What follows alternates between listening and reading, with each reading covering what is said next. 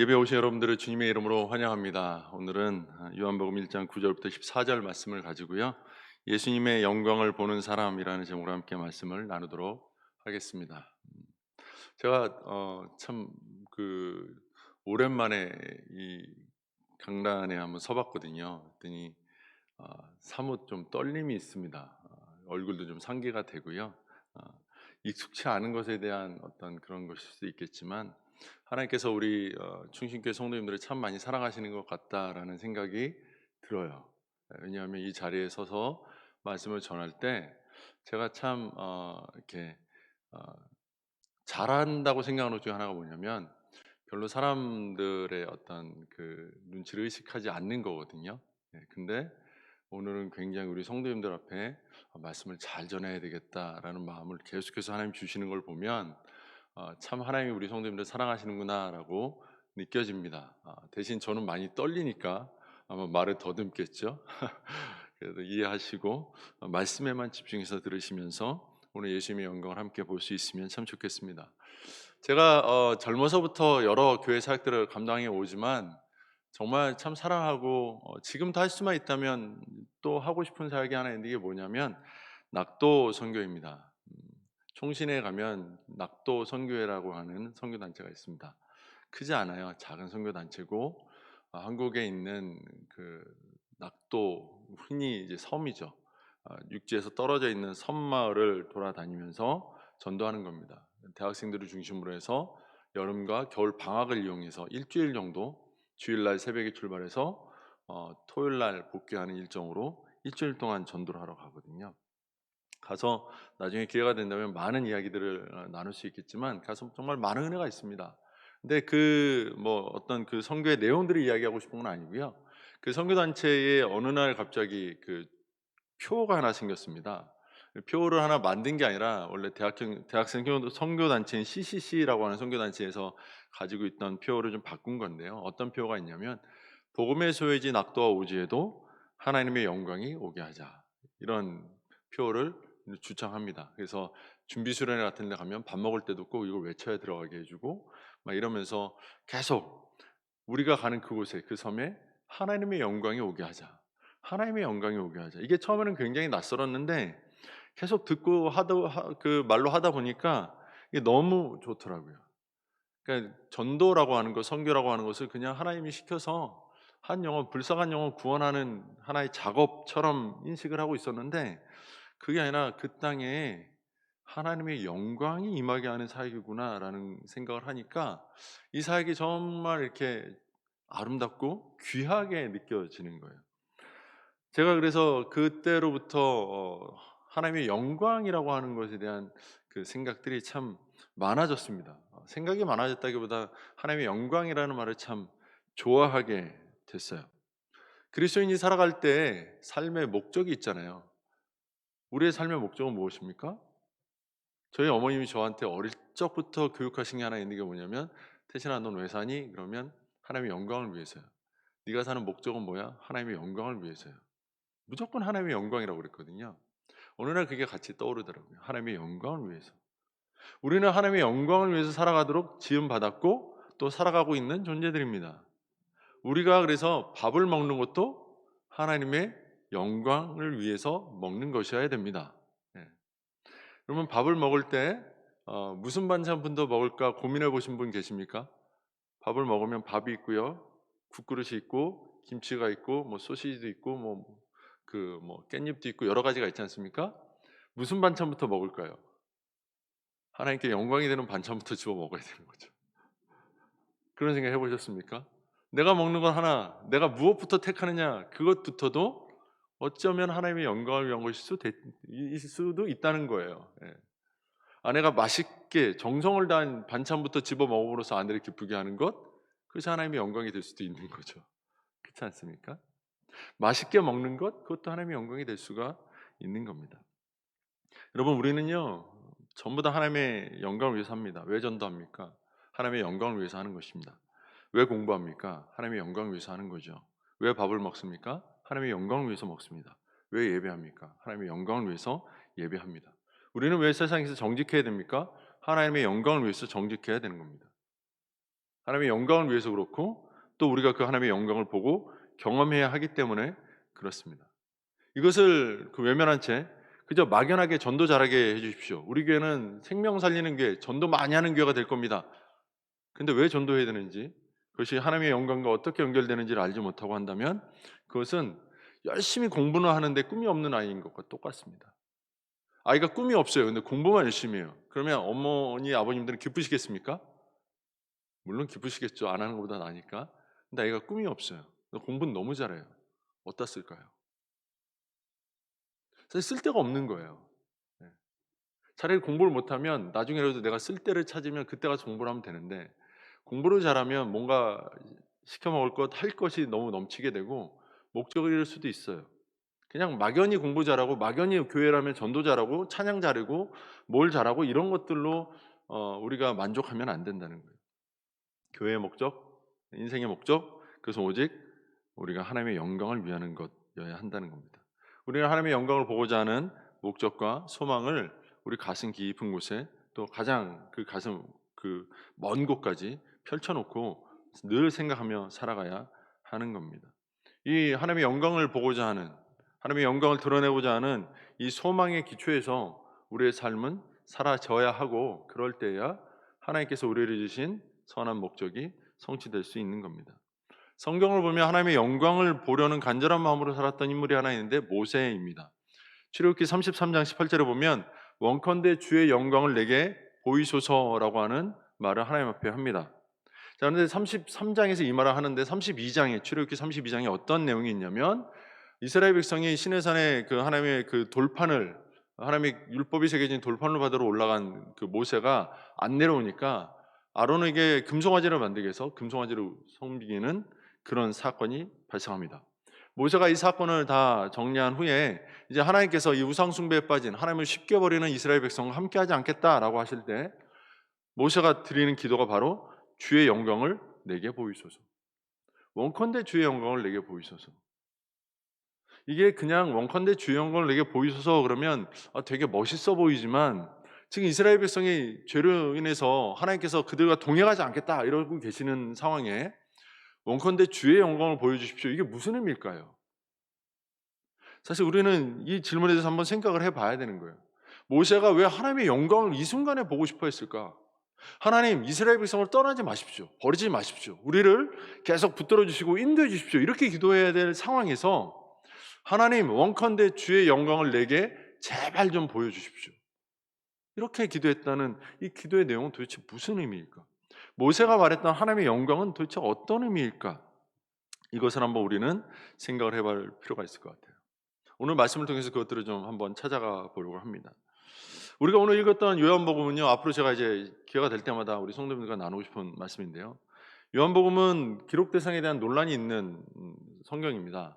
그러니까 누구에게 기록을 했냐, 누가 보라고 기록을 했냐라는 거죠. 거기에 대해서 논란의 여지가 있다는 거예요. 요한복음 20장 31절을 보면 오직 이것을 기록하면 너희로 예수께서 하나님의 아들 그리스도이심을 믿게 하려 함이요, 이렇게 기록하고 있습니다.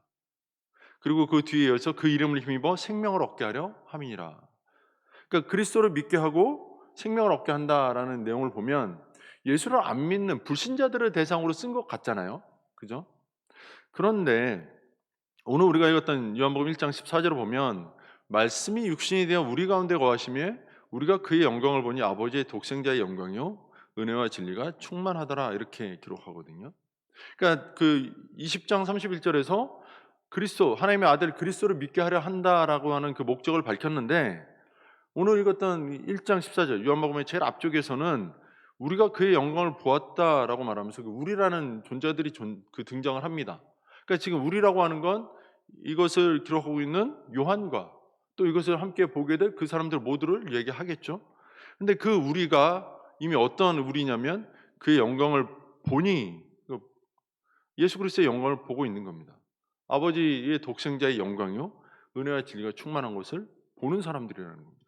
그러면 이 사람들이 예수를 믿는 사람이잖아요. 그러니까 예수를 안 믿는 사람을 대상으로 한 거냐, 믿는 사람을 대상으로 한 거냐라고 하는 부분에 약간의 그 시각차가 존재할 수 있습니다. 그러나 이것을 저는 이렇게 봅니다. 예수를 믿는 자가 대상이냐, 믿지 않는 자가 대상이냐를 논하는 것과 별개로 오늘 본문은 예수를 믿는 자나 믿지 않는 자나 다 하나님의 영광을 봐야 될 자들이다라는 사실을 이야기하고 싶어 한다라고 이해를 합니다. 믿는 자들에게나 믿지 않는 자들에게나 생명을 얻은 자들에게나 아직 생명을 얻지 못한 자들에게나 하나님의 영광을 보는 것은 너무나 중요한 일이다라는 사실을 요한은 이 서두에서 밝히고 있는 거죠. 누구라도 하나님의 그 영광의 임재 없이는 살아갈 수 없다라는 이야기를 하는 겁니다. 자, 그럼 14절에 독생자의 영광이라는 말이 등장을 하는데요. 그래서 우리가 영광이라는 단어를 먼저 살펴봐야 될 것 같아요. 영광이라는 단어의 한자어는 영화 영자의 빛과 황자입니다. 그러면 이게 빛나고 아름다운 영화라는 거죠. 빛나는 영화, 그죠? 영화는 또 뭡니까? 이때 쓰는 영자도 또 영화 영자예요. 그 영화가 뭡니까? 사실 이게 되게 우리가 많이 쓰는 단어임에도 불구하고 잘 몰라요. 이 영자를 이제 한자를 많이 쓰시는 이제 나이가 많으신 어르신 성도님들은 아실 겁니다. 영자가 영화 영자 외에도 꽃 영자라는 단어입니다. 꽃 말 그대로 꽃입니다. 그래서 이게 좀 알아보니까 그 풀에 피는 꽃은 화고 나무에 피는 꽃은 영이라 부른다는 말도 있더라고요. 네. 이게 맞는지는 저도 확인은 못했습니다. 찾아보다 보니까 그런 말이 있더라고요. 그러니까 나무에 꽃이 만개했습니다. 우리가 지금 막 떨어지고 있지만 벚꽃이 만개한 걸 보면서 얼마나 마음이 그러니까 너무 아름답다 이런 생각을 하잖아요. 목련이 가득 핀 것을 보면서도 너무 이쁘다. 꼭 그런 모양이라는 거죠. 독생자의 그 빛나는 아름다움이 그런 아름다움이 있다는 것입니다. 근데 14절에 이걸 어떻게 표현했냐면 14절은 어떻게 표현했냐면 말씀이 육신이 된 영광이라고 표현을 하고 있습니다. 예수께서 말씀이라고 그 요한복음 표현하고 있는데 그 말씀이신 예수가 육신이 되어서 영광스럽다라는 것을 말하는 겁니다. 그럼 여기서 말씀은 또 뭐냐? 헬라어로 로고스라고 말하는데요. 요한복음을 기록할 당시에 이 로고스라고 하는 것은 단순히 성경 말씀을 의미하는 단어가 아닙니다. 이 요한복음이 기록된 이 당시는 그 헬라 문화권이 득세하고 있던 때거든요. 그러니까 그리스 문화가 득세하던 때에 이 로고스라는 것은 그 그리스의 문화의 핵심인 철학, 그 철학의 골자라고 보시면 됩니다. 당시 사람들에게 신은 곧 로고스고 로고스가 곧 신입니다. 그러니까 약간 신적 개념이 배어져 있는 것이죠. 이 로고스 얘기를 하면 로고스라고 말하면 사람들은 이게 뭔가 신적인 이야기를 하는구나라고 생각을 했던 겁니다. 로고스는 온 우주를 그 통제하는 하나의 능력이자 원리이자 어떤 신적 존재이자 약간 이런 개념으로 뭔가 초월적인 어떤 개념인데 이게 어떤 철학적인 원리일 수도 있고 뭔가 신적인 어떤 존재일 수도 있고 그런 모든 것들이 좀 함께 깃들여져 있는 약간 그런 것으로 로고스를 이야기합니다. 그래서 사실 로고스를 구체적으로 말해라 그러면 몰랐어요. 뭔지 몰랐습니다. 그래서 사도행전 17장을 보면 바울이 아테네에서 전도할 때 알지 못하는 신들이라는 존재들이 등장하거든요. 사람들이 아무 신이나 막 만든 게 아니라 로고스라는 겁니다. 로고스라는 게 모르는데 하여튼 그런 원리들이 존재한다는 거예요. 그러니까 누군지도 모르고 그런 게 있겠구나라고 생각을 했다는 거예요. 그러니까 요한은 그 당시 그 시대를 살아가는 사람들에게 예수 그리스도가 하나님의 아들이시며 그가 신적인 존재라는 것을 보다 쉽고 명확하게 전달하기 위해서 이 로고스라는 개념을 가지고 들어와서 설명을 하고 있는 겁니다. 그러나 또 한편으로는 이게 헬라 철학적인 개념만이 아니라 실제로 성경이 말씀하시는 바 예수 그리스도께서 하나님의 아들이신 그 예수 그리스도께서 우리의 말씀으로 존재하시는 분이신 것은 또한 분명한 사실이기도 하죠. 그러니까 요한은 이 두 가지 사실을 동시에 알고 동시에 사용한 것으로 볼 수가 있는 겁니다. 그 신적인 존재이신 말씀이신 로고스이신 예수께서 육신이 되어서 오셨습니다. 신적인 존재가 육신이 되었다라고 하면 그것은 영광입니까? 아닙니까? 생명에 있던 아름다운 꽃이 벚꽃에 막 벚나무에 그 꽃이 막 피어 있다가 잎이 다 떨어졌습니다. 바닥에 밟히우는 그 꽃잎은 영광스럽습니까? 아니잖아요. 피어 있을 때 그 영화로움이 뭔가 이렇게 보여질 때 영광스럽잖아요. 그런데 마치 신적인 존재인 로고스이신 예수님께서 육신을 입고 이 땅에 비천한 그가 지으신 피조물의 몸을 입고 오셨는데 근데 영화롭다, 영광이 있다라고 말하는 겁니다. 그것을 요한복음 1장 1절에서 태초에 말씀이 계시니라, 이 말씀이 하나님과 함께 계셨으니 이 말씀은 곧 하나님이시니라, 이렇게 말씀을 하고 있는 거죠. 이 말씀이라는 존재가 원래 하나님이신데 그분이 육신이 되어 오셔서 영광스럽다, 이렇게 말씀을 하고 있는 겁니다. 여러분, 그렇다면 이 예수님에 대해서 우리가 좀 더 이제 알아봐야 되겠는데요. 1장 1절에서 금방 얘기한 것처럼 태초에 말씀이 계셨다라고 말합니다. 태초 그러면 우리가 창세기 또 1장 1절을 잘 알고 있죠. 네. 태초에 하나님이 천지를 창조하시니라, 이렇게 말씀합니다. 이 창세기 1장 1절의 태초와 요한복음 1장 1절의 태초는 조금 다릅니다. 그 내용이, 요한복음에 있는 태초는 약간 시간적인 개념입니다. 그러니까 그 하나님이 세상을 막 창조하신 그 시점, 그 태초, 그때로부터 지금까지 계시는 하나님이시다라는 거고요. 태초에 하나님이 천지를 창조하셨다라고 말하는 창세기의 태초는 세상이 창조되기도 전부터 이미 계셨던, 영원 전부터 계셨던 그 하나님이 태초부터 계셨다라는 것을 이야기합니다. 어찌됐거나 사람이 생각할 수 있는 시간적 범위 내에서의 태초이든 사람이 한정할 수 없는 무한한 영원의 개념에서의 태초이든 간에 그 예수님은, 그 하나님으로서 태초부터 계신 분이시다.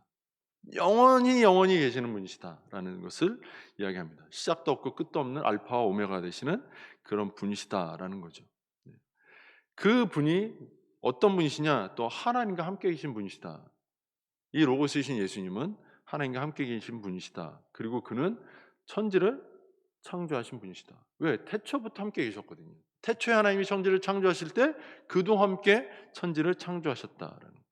그래서 3절을 보면 만물이 그로 말미암아 지은 바 되었으니 지은 것이 하나도 그가 없이는 된 것이 없느니라, 이렇게 설명을 합니다. 그가 없이는 아무것도 지어진 것이 없다, 이렇게 말씀합니다. 그리고 4절에서는 그 안에 생명이 있다라고 말씀하시면서 예수님은 생명의 원천이 되신다, 이렇게 표현합니다. 그러니까 다시 말하면 예수님은 우리의 육신을 창조하시고 우리 육신의 생명을 지탱하게 하시며 존재하게 하시는 모든 근본이 되신다, 생명의 근원이 되시는 분이시다, 이렇게 말씀하는 거죠. 그러니까 예수님은, 로고스로서의 예수님은, 하나님의 아들이시고 독생자이시며 말씀이신 예수님은 영광스러운 분이시다라고 말씀합니다. 그걸 또 4절에서 어떻게 표현하냐면 이 생명은 사람들의 빛이니라라고 말씀합니다. 생명은 사실 보이지 않잖아요. 예수님은 생명이시다 그러면 잘 모르잖아요. 생명은 생명인데 도대체 어떤 생명일까? 그런데 그 요한복음 1장 4절에서 사람들의 빛이라고 설명을 했어요. 이 설명이 참 좋은 것 같아요. 왜냐하면 빛은 보이잖아요. 빛 때문에 우리가 뭔가를 볼 수 있게 하고, 너무나 밝은 건 또 빛 가운데 있어도 또 빛나는 것이 보여지잖아요. 마치 천장에 달려있는 조명등이 이 밝은 데에서도 위를 보면 빛 덩어리가 있는 것처럼 그 빛이 보여지잖아요. 그리고 이 빛이 존재함으로써 어떤 일이 벌어집니까? 우리가 잘 아는 것처럼 식물의 광합성이 일어나고 식물이든 동물이든 이 빛 때문에 생명을 보존하고 지키며 살아갈 수 있게 되는 거죠. 그러니까 생명을 가능하게 하는 신비로운 힘을 가지고 있는 빛과 같은 존재가 바로 예수님이시다. 그분이 계시는 곳, 그분이 가시는 곳에는 생명이 태어날 수 있다. 그분이 가시는 곳에는 어둠이 물러가게 된다. 그분이 말씀하시는 그곳에는 거짓은 거짓으로 드러나고 참은 참으로 드러나는 그런 그 모든 것들이 바르게 나타나고 드러나지는 역사가 있게 된다. 예수님께서 하실 수 있는 모든 것을 요한복음은 지금 1장에서 응축해서 말씀을 하고 있는 겁니다. 그런데 이런 예수님이 영광스럽다라고 표현하지 않고요, 그분이 육신이 되어 우리 가운데 거하심에 우리가 그의 영광을 보니 아버지의 독생자의 영광이 은혜와 진리가 충만하더라라고 14절의 이야기를 하고 있다는 거예요.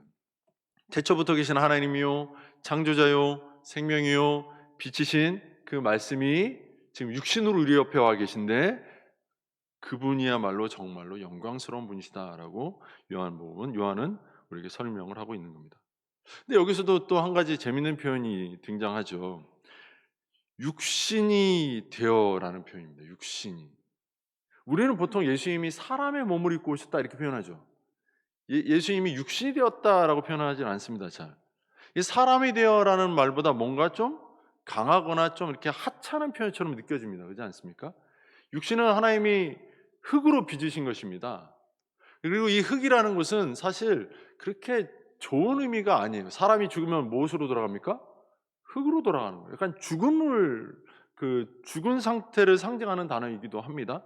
또 사람을 꼬셨던 뱀이 저주를 받을 때 어떻게 됩니까? 너는 종신토록 흙을 먹어라라고 하나님이 말씀하셔요. 또 욥이 병에 걸려서 이제 비참해진 그 처지를 흙으로 묘사하거든요. 내 살에는 구덩이와 흙덩이가 의복처럼 입혀졌다. 흙덩이가 입혀졌다. 이렇게 묘사를 합니다. 그러니까 뭔가 좀 부정적인 어감이 있어요. 근데 예수님이 그런 부정적인 어감의 육신을 몸뚱이를 가지고 오셨다라는 겁니다. 그런 다음에 거한다. 육신이 되어 우리 가운데 거하심에라는 표현을 또 쓰고 있는데 이 거한다는 말이 헬라어로 스케노라는 단어를 쓰는데 스케노라는 단어는 장막을 친다, 텐트를 친다라는 거예요.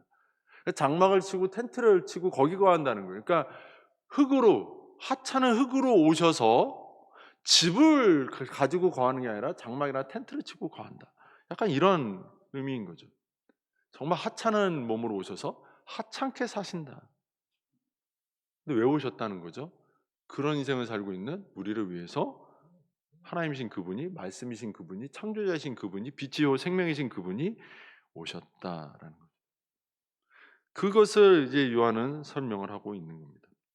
이 예수를 그래서 18절에서 어떻게 정확하게 설명하냐면 하나님을 본 사람이 없을 때 아버지의 품속에 있는 독생하신 하나님이 나타내셨느니라 이런 표현을 쓰거든요. 독생하신 하나님. 하나님의 유일한 아들이신 그분이시다라고 이야기합니다. 요한복음 1장 시작과 함께 예수님에 대해서 쭉 설명을 한 거예요. 그분이 얼마나 대단한 분인지, 얼마나 영광스러운 분인지를 막 설명했어요. 그런데 당시 사람들이 예수님을 어떻게 봤을까요? 이 영광을 봤을까요? 못 봤을까요? 못 봤죠. 못 봤으니까 십자가에 달아 죽였죠. 그들은 나사렛 목수의 아들로 태어난 예수님을 보면서 아마 절대로 예수님이 하나님의 아들, 그분을 하나님에 합당한 영광을 가진 분이라고 이런 생각을 하지 못했을 겁니다. 예수님께서 영원전부터 태초부터 계시고 영원히 계시며 우리를 존재케 하시는 존재의 근원이 되시는 분이라고 아니야 그럴 리가 없어라고 아마 생각했을 겁니다. 나름 말씀도 잘 전하고 기적도 행하면서 유명세를 타셨을지라도 그분을 하나님으로 인정하기에는 사람들의 마음이 쉽게 동하지 않았을 겁니다. 그래서 예수님께서 자신이 하나님이심을 드러내시는 표현을 요한복음 8장 56절에서 이런 표현을 하거든요. 너희 조상 아브라함은 나의 때 볼 것을 즐거워하다가 보고 기뻐하였느니라. 아브라함은 예수님 오시기 2600년 전쯤의 사람입니다. 한 2500년쯤 전의 사람이에요. 예수님이 이 말씀을 하신 걸 들어보면 유대인들의 입장에서는 우리 조상 아브라함이 예수님을 봤다고? 그러면 지금 이 예수가 내 눈앞에 있는 예수가 2500살을 넘어야 되는데 이런 생각을 할 수밖에 없는 거죠. 근데 지금 예수님은 이 8장 50절에서 이 아브라함이 나의 때 볼 것을 즐거워했다 이 말씀을 하신 이유가 뭐예요? 요한복음 1장에 기록되어 있는 것처럼 태초부터 나는 계신 있었던 하나님의 독생하신 예수 아들이신 예수 그리스도다. 나는 하나님이다. 내가 빛이다. 내가 생명의 근원이 된다. 내가 너희들의 구속주가 될 것이다. 이 얘기를 하고 싶은 거거든요. 그런데 사람들은 예수님께 답하기를 당신은 아직 50도 못 됐는데 아브라함을 봤다고? 그게 말이 돼? 이런 대답을 하게 됩니다. 그러면서 그들은 이제 그때로부터 예수님을 돌로 쳐 죽이기로 다짐을 하게 되죠. 사복음서 어디를 봐도 그렇지만 요한복음에는 특별히 죽인다라는 표현이 참 많이 등장을 하거든요. 예수님을 죽이려고 하는 표현들이 많이 등장을 합니다. 예수님과 유대인들 사이에는 어떤 살벌한 긴장 관계가 형성이 돼 있었던 거죠. 그러니까 그냥 사람이라면 예수님이 그냥 사람에 불과했다면 아마 그런 긴장 관계 속에서 예수님이 조금 절제하면서 죽지 않을 정도로 움직였을 겁니다. 그렇지만 예수님은 끝까지 자신은 하나님의 아들이심을 태초부터 계셨던 하나님이심을 창조의 빛이며 생명이심을 그분은 감추거나 부인하지 않고 요한복음에서 계속 드러내십니다. 계속해서 비유로 아니면 어떤 상징적인 어떤 단어로 자신은 뭐 양의 문이 되신다. 나는 생명의 떡이 된다. 뭐 계속 자신을 드러내세요. 그게 요한복음의 흐름이거든요. 계속 드러내시는 거예요. 그러니까 요한복음은 계속해서 예수 그리스도께서 하나님의 아들이시다. 예수 그리스도께서 영광을 가지신 분이시다라는 사실을 이야기를 하고 있는 거죠. 자, 그러면 이제 요한복음을 이제 오늘부터 접하는 우리도 자신을 하나님으로 설명하시는 예수 그리스도를 어떻게 바라봐야 될지를 한번 선택을 해야 되지 않을까라는 생각합니다. 예수님을 진짜 하나님의 아들, 나의 창조주이시며 나의 생명의 근원이 되시며 내 인생의 빛과 같은 존재로 바라보고 모시고 살 것인가? 아니면 유대인들처럼 그분이 주시는 떡과 그분이 보여주시는 기적, 들려주시는 말씀에 힘입어서 그것들이 좋아서 잠시 잠깐 좋아하는, 내가 좋아하는 선생으로 머물 것인가? 아니면 예수님을 마치 신성 모독하는 정신병자나 사기꾼처럼 보았던 유대 지도자들처럼 볼 것인가? 우리는 선택을 해야 되는 거죠. 이 선택에 대해서 C.S. 루이스라고 하는 사람이 이런 말을 했습니다. 이제 우리는 선택해야 한다. 예수님이 과거와 현재의 하나님의 아들이라고 믿든지 아니면 미친 사람이나 그보다 더 상태가 나쁜 어떤 존재로 보든지 둘 중에 하나이다. 당신은 그를 바보라고 몰아칠 수도 있다. 귀신 들렸다고 하면서 그에게 침을 뱉을 수도 있고 돌을 던질 수도 있다. 그러나 그렇게 못하겠다면 그의 발 앞에 엎드려 주님, 당신은 나의 하나님입니다 하고 고백해야 한다. 위대한 스승이니 성자니 하는 허튼 생각에 빠져서 그분에게 어울리지도 않는 말을 붙여서는 안 된다. 이렇게 말했습니다. 저는 오늘 여러분들과 어떤 말씀을 나누고 싶은 거냐면, 예수님은 진짜 하나님이시다라는 말씀을 나누고 싶은 거예요. 예수님이 진짜 나의 하나님이십니까? 예수님이 진짜 나의 구원자이십니까? 예수님이 진짜 나의 주인이시고 예수님이 진짜 나의 창조자가 되십니까? 예수님이 진짜 내 인생의 인도자가 되십니까? 아니면 그분은 그저 좋은 나의 친구여 벗 같은 존재입니까? 그분이 하신 말씀은 참 도덕적으로 윤리적으로 참 좋은 말씀이라서 내가 힘들 때 그분의 말씀을 들으면 그냥 좀 위로가 되고 힘이 되어서 나는 그분이 좋아라고 하는, 내가 좋아하는 한 사람입니까? 우리는 이 선택을 오늘 분명하게 좀 하고 우리의 신앙을 더 앞으로 나아가게끔 해야 한다는 거죠. 우리가 예수를 압니다. 예수를 어떤 분들은 보았다라고 말할 수 있는 분들도 있을지 모릅니다. 그러나 오늘 본문에서도 그의 영광을 보았다라는 표현을 쓰고 있거든요. 근데 한번 이 본다는 것도 우리가 한번 생각을 해봐야 됩니다. 우리가 예수 그리스도를 선택한다, 나의 구주, 나의 하나님으로 진짜 나의 주인으로 선택한다라는 표현에 있어서, 그럼 우리가 마음만 먹으면 그렇게 할 수 있습니까? 우리가 마음만 먹으면 예수를 볼 수 있으며 예수를 내 마음에 모실 수 있으며 예수를 나의 인도자로 삼고 따라갈 수 있습니까? 누가 하나님이신 예수에게서 하나님의 영광을 볼 수 있습니까? 우리가 여기에 대해서도 한번 생각을 해볼 필요가 있습니다. 14절은 분명히 이야기하거든요. 말씀이 육신이 되어 우리 가운데 거하셨습니다. 이건 주님께서 하신 일입니다. 하나님께서 우리를 위해 해주신 일입니다. 근데 우리가 그의 영광을 보았다라고 그 다음에 말합니다. 우리가 그의 영광을 보니 그분은 아버지의 독생자의 영광이고 은혜와 진리가 충만한 분이시다라고 이야기를 하거든요. 우리는 그의 영광을 보았다라고 말합니다. 보고 있다고 말합니다. 그가 볼 수 있도록 우리 가운데 거하도록 주님이 오셨고 하나님 보내주셨습니다. 보았다라고 말합니다. 그러면 이 본 것은 우리가 마음 먹고 그냥 보려면 볼 수 있어서 보는 것입니까? 아닙니다. 여기 14절에서 말하는 우리는 1차적으로는 요한을 비롯한 제자들, 예수님을 따르는 예수님의 제자들을 일컫는 거겠지만 넓은 의미에서는 오늘 우리를 포함하는 단어이거든요. 12, 13절을 보면 영접하는 자 곧 그 이름을 믿는 자들에게는 하나님의 자녀가 되는 권세를 주셨으니 이는 혈통으로나 육정으로나 사람의 뜻으로 나지 아니하고 오직 하나님께로부터 난 자들이니라, 이렇게 말씀합니다. 여기 두 가지 중요한 표현이 등장하는데, 하나는 영접하는 자 곧 그 이름을 믿는 자들에게 이렇게 되어 있습니다. 영접하는 자, 이건 마치 우리가 영접하는 것처럼 보여지죠. 그러나 여기서 그 다음에 나오는 단어는 그 이름을 믿는 자들이라는 표현이 나옵니다. 우리가 알다시 믿음이라고 하는 것은 전적인 하나님의 은혜요 선물 안에서 생성해내거나 만들어낼 수 없는 겁니다.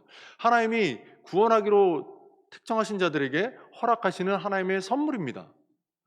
그 믿음을 선물로 받은 우리라야 볼 수 있는 분이 예수님이십니다.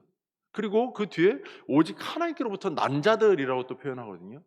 예수 그리스도를 믿음으로 말미암아 하나님의 자녀로 거듭난 자들, 성령 안에서 거듭난 자들, 그들만 예수를 볼 수 있는 겁니다. 여기에 우리는 요한복음 1장 12절, 13절, 14절에 등장하는 이 우리는 바로 하나님의 은혜의 선물로 믿게 된 우리라는 것입니다. 하나님의 은혜의 선물이라는 겁니다. 성경을 읽어보면요, 예수님을 부인하는 자들과 예수님을 따르는 자들이 등장합니다. 예수님과 함께 그 예수님이 공생애를 사신 3년을 주변을 맴돌며 따라다니는 수많은 사람들이 있었을 겁니다. 늘 예수님 주변에는 많은 무리가 있었으니까요. 그런데 그들이 모두 다 예수님을 하나님으로 인정하고 따르지 않았습니다. 그들 중에 많은 사람들은 예수님을 십자가에 매달아 죽이라고 소리 지르기도 했습니다. 그러나 어떤 사람들이 예수를 보자마자 그분이 하나님의 아들이신 것을 알았습니다. 우리가 그의 영광을 보니 독생자의 영광이 있구나라고 오늘 성경에 말한 것처럼 그렇게 말하는 고백하는 사람들도 있었을 것입니다. 그럼 그들은 어떻게 예수님을 알아보고 경배했을까요? 하나님께로부터 났기 때문입니다. 하나님께서 믿음을 주셨기 때문입니다. 하나님께서 믿음을 준 사람은, 하나님께로부터 난 사람은 예수 그리스도께서 로고스이자 창조주로서의 그 영광을, 하늘의 영광을 내려놓고 이 땅에 육신이 되어 흙의 몸을 입고 오셨을지라도 그 초라한 모습에서 예수의 영광을 발견할 수 있습니다. 오늘 본문이 우리에게 알려주는 건 바로 이 사실이라는 거죠. 우리는 예수님이 초라해 보이는 그 순간에도 그분 안에서 영광을 볼 수 있어야 됩니다. 예수님이 초라해 보이는 순간은 언제 초라해 보일까요? 예수님이 초라해서 초라해지는 순간은 없습니다. 이제 예수님은 부활하셨고 만주의 주가 되십니다. 예수님은 결코 이제 초라해질 수 없는 분입니다. 그럼 언제 그분이 초라해 보이느냐면 내 인생이 초라하다고 느낄 때 예수님이 초라해 보입니다. 내 인생이 무너지고 있다고 느낄 때 예수님이 작아 보입니다. 무너지는 내 인생을 건져주지 않는 예수님, 나의 아픔을 내버려 두시는 예수님, 이렇게 여길 때 예수님은 작아 보이는 것이죠.